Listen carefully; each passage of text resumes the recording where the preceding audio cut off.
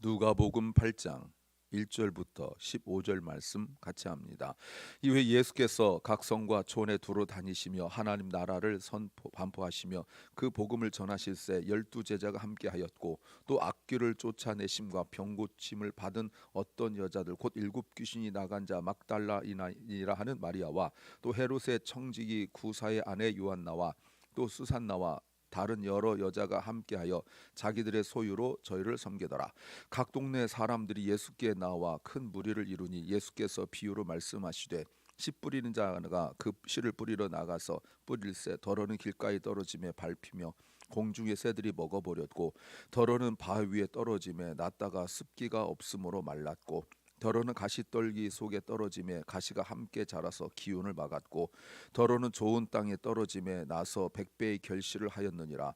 이 말씀을 하시고 외치시되 들을 귀 있는 자는 들을지어다. 제자들이 비유의 뜻을 물으니 가라사대 하나님 나라의 비밀을 아는 것이 너희에게는 허락되었으나 다른 사람에게는 비유로 하나니 이는 저희로 보아도 보지 못하고 들어도 깨닫지 못하게 하리 함이니라. 이 비유는 이러하니라. 씨는 하나님의 말씀이요 길가에 있다는 것은 말씀을 들은 자니 이에 마귀가 와서 그들로 믿어 구원을 얻지 못하게 하려고 말씀을 그 마음에서 빼앗는 것이요 바위에 있다는 것은 말씀을 들을 때 기쁨으로 받으나 뿌리가 없어 잠깐 믿다가 시험을 받을 때에 배반하는 자요 가시떨기에 떨어졌다는 것은 말씀을 들은 자니 지내는 중 이생의 염려와 재리와 일락의 기운이 막혀 온전히 결실치 못하는 자요 좋은 땅이 있다는 것은 착하고 좋은 마음으로 말씀을 듣고 지키어 인내로 결실하는 자니라. 아멘.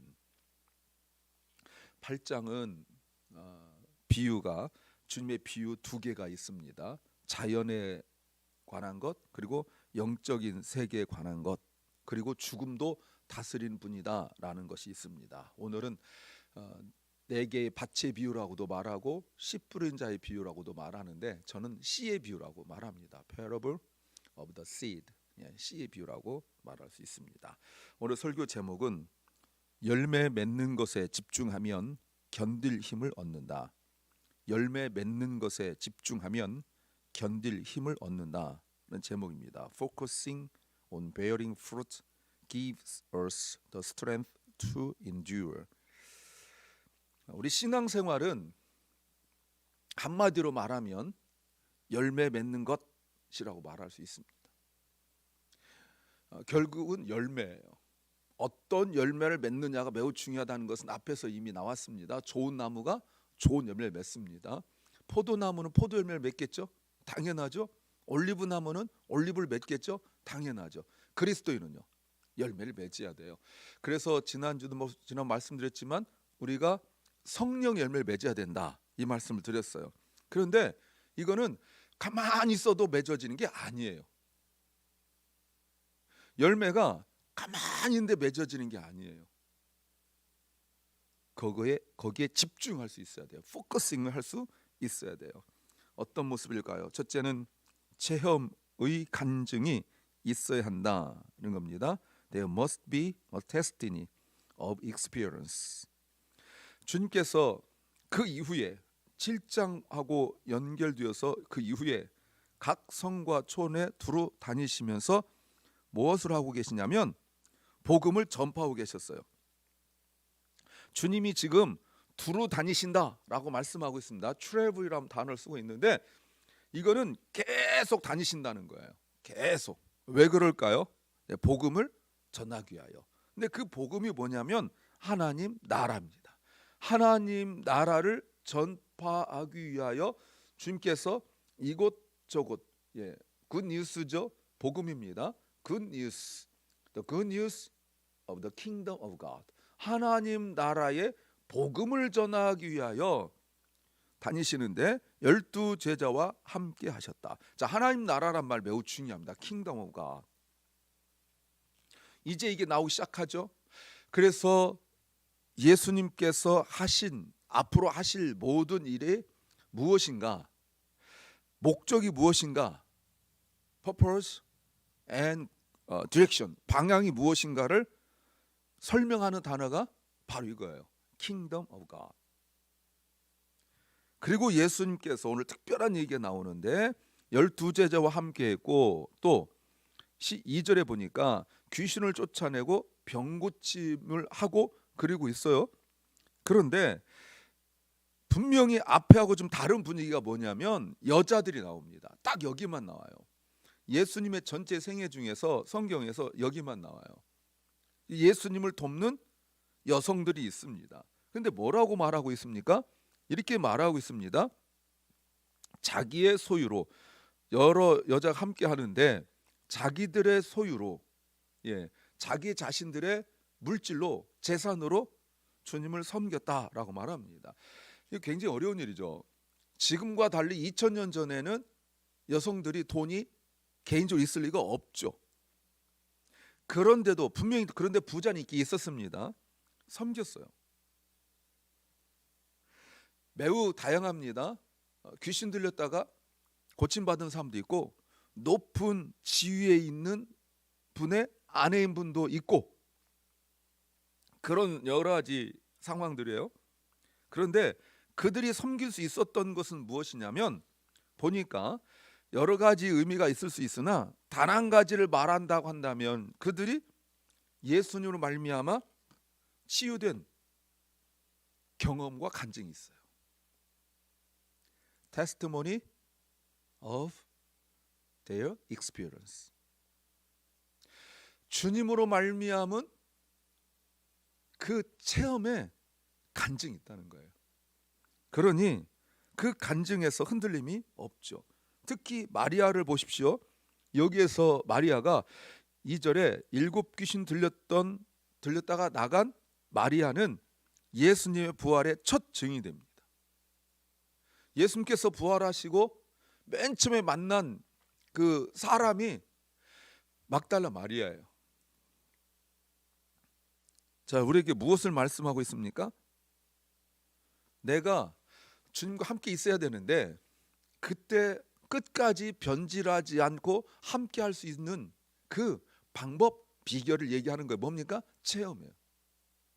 문제는 누구나 있습니다. 오늘도 보시면 어마어마하게 많은 사람들이 4절에 어마어마하게 많은 사람들이 주님 앞에 나와요. 그런데 물론 체험이 전부는 아닙니다. 그러나 체험이 있으면 주님과 함께 계속 있을 수 있어요. 이 사람들은 그들의 스피릿, 소울, 영이 치유되고 또 그들의 피지컬, 플래시, 그들의 몸이 치유된 사람들이 중요하죠. 정말 영과 육이 치유된 사람들은 분명하고 확실한 experience and testimony, 체험과 간증이 있기 때문에 흔들림이 없습니다. 여성이라고 못하는 거 아니에요. 은혜가 있으면 시간이 없다고? 아닙니다. 약하다고요? 아닙니다.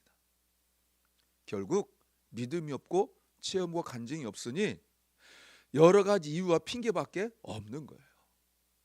시간이 없는 게 이유가 될 수 있을까요? 내가 몸이 아픈 게 이유가 될 수 있을까요? 정말 꼼짝도 못하고 있는 겁니까? 아니죠. 아닙니다. 결국은 체험과 간증이 없기 때문에 여기 있으나 아니면 다른 데 있으나 큰 차이가 없기 때문에 그런 거예요.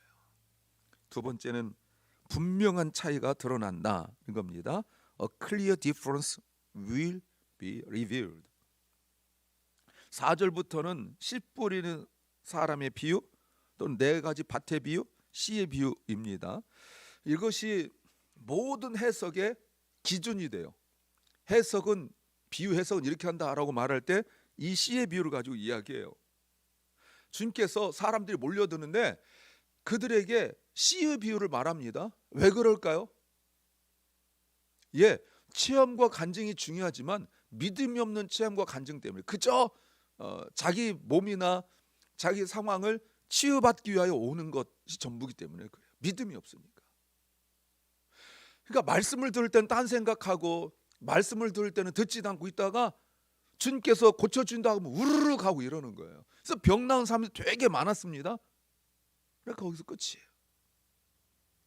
주님께서 고쳐주셨지만 거기서 끝이에요. 또 다시 옛날로 돌아가는 거예요. 더 악해지는 거예요. 예수님 십자가 못 박아 죽여라 라고 말했던 사람들이 병 고침받지 않은 사람들이 아닙니다. 믿음이 없으니까. 그래서 주님께서 말씀하시는 거예요.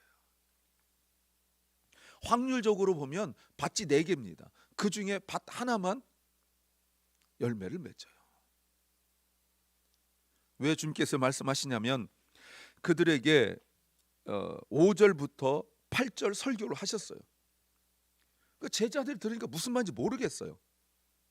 그래서 9절 그 뜻을 질문했어요. 주님, 이게 무슨 뜻입니까? 그랬더니 예수님께서 대답해 주세요.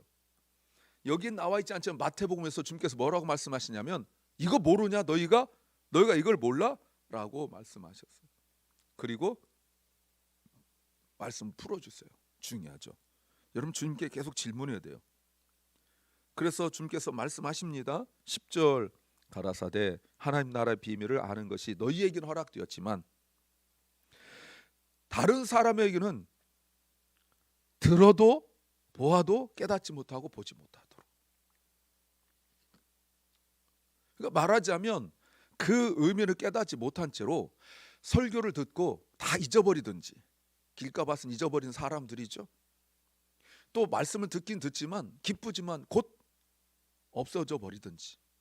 그러니까 은혜 받은 같은데 조금 있으면 예배도 시들시들해지고 모든 일에 우선순위가 예배가 밀려나는 거예요. 또 하나는 좀 교회 다니긴 다니는데 어수선하죠. 조금만 기쁜 일 있으면 예배 안 나오고 힘든 일 있으면 예배 안 나오고 무슨 일만 있으면 안 나오는 거예요. 게을러서 안 나오고 바빠서 안 나오고. 이건 다 뭡니까? 가시덤불이라는 거예요. 그래서 말씀을 들으면 주님께서 하시는 말씀 들어보세요. 말씀을 들으면 저희가 구원받아요. 말씀을 들으면 구원받아요. 말씀이 들려지니까. 근데 말씀이 들려지지 않도록 하는 거예요. 그러니까 예를 들면 이런 거죠. 예배를 드리고 집에 갔습니다. 오늘 설교 뭐 들었냐? 그랬더니 예수님 그냥 씨 뿌리고 그런 얘기 하던데 여기 끝나는 거예요. 그러니까 생명의 말씀이 되지 못하는 거죠. 4개의 밭이 있다고 말씀하고 있습니다. 이스라엘에서 4개의 밭은 너무나 당연한 거예요. 지금처럼 이렇게 좋은 밭도 아니고 뭐 그러기 때문에 그냥 돌 같은 것도 많고 이러니까 돌 좀 치우고 이렇게 뿌려요. 한국처럼 뭐 이렇게 좋은 밭도 아니에요. 여기 뭐 베이커스필드 같은 데 가보면 밭 큰 데 있잖아요. 그런 것도 아니에요. 그 씨를 이렇게 농부가 뿌리면 어떤 것은 좋은 밭에 떨어지기도 하고 물론 좋은 밭에 뿌리려고 하죠. 그런데 그 씨들이 어떤 씨들은 엉뚱한 데 떨어질 수 있다는 거예요. 그래서 설명합니다. 길가밭은 뭐냐? 12절 구원에 이르지 못한다. 말씀을 듣고 구원에 이르지 못한다. 그러니까 말씀을 듣긴 들어요. 그러나 그 마귀가 말씀의 씨를 먹어버려요. 말씀을 듣고 의심하게 만들고 말씀을 듣고 잊어버리고 그 마음의 마귀가 들랑달랑 하는데 몰라요. 그럼 뭐만 남아요? 성질만 남고 성격만 남고 경험만 남고 자기 감각만 남아요. 감정만 남아요. 말씀이 말씀하신 대로 순종하지 못해요. 내가 뭔가 하려고 그러는데 말씀이 이렇다. 그럼 거기에 순종하지 못해요.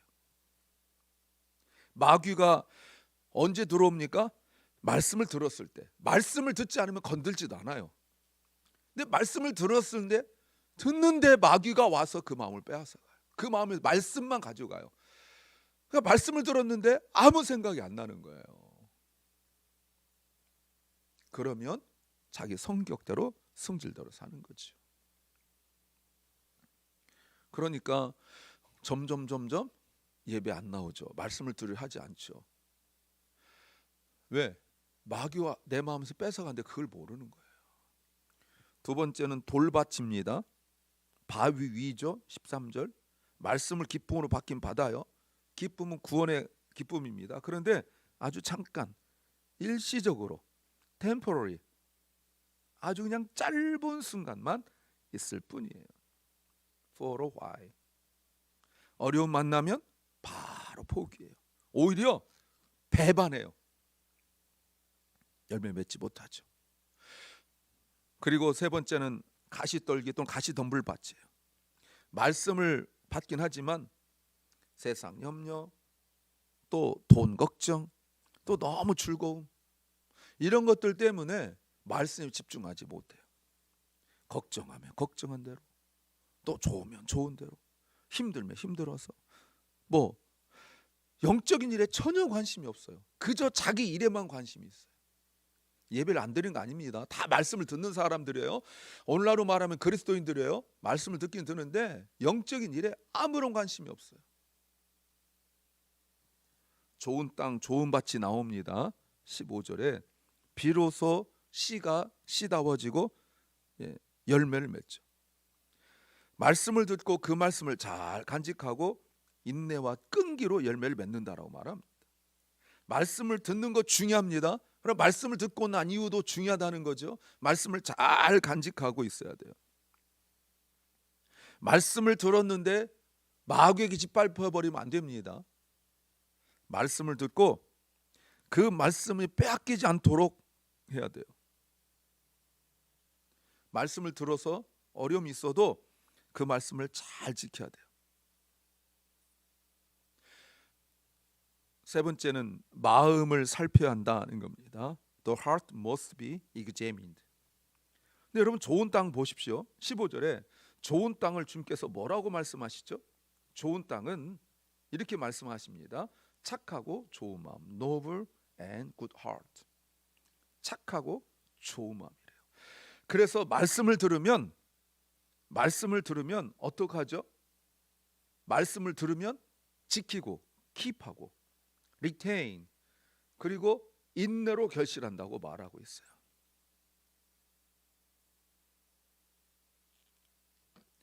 착하고 좋은 마음, 말씀을 거부하지 않고 들어요. 말씀을 들으려 하는 마음이에요. 말씀을 흡수하는 마음이에요.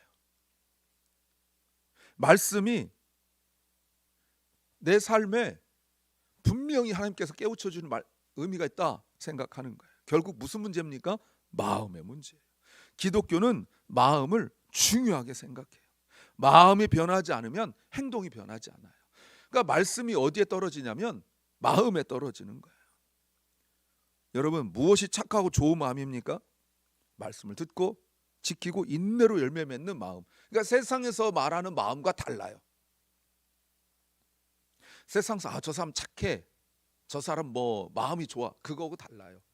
기독교에서 말하는 좋은 마음이라는 것은 noble 마음, 아주 좋은 good heart라는 건 뭐냐면 말씀을 듣고 간직하고 그리고 지키는 것, 이게 좋은 마음이에요. 그러니까 세상에서 말하는 마음과 달라요.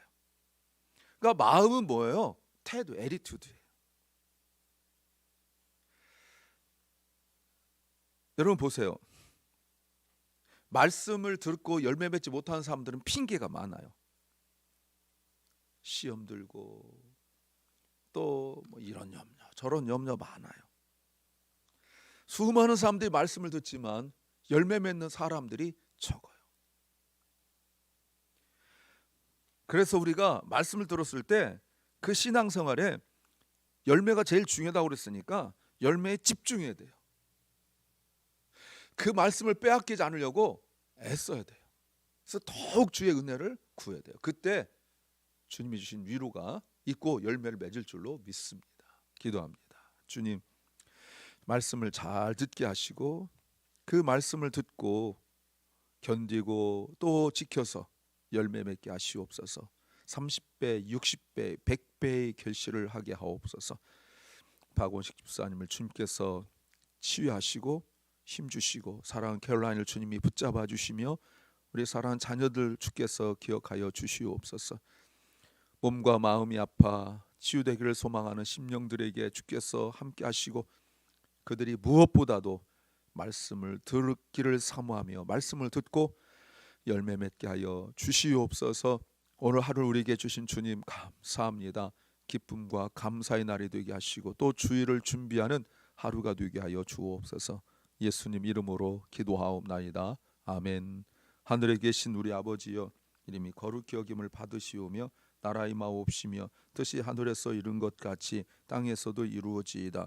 오늘날 우리에게 일용할 양식을 주옵시고 우리가 우리에게 죄 지은 자를 사하여 준 것 같이 우리 죄를 사하여 주옵시고 우리를 시험에 들게 하지 마옵시고 다만 악에서 구하옵소서. 대개 나라와 권세와 영광이 아버지께 영원히 싸움나이다. 아멘.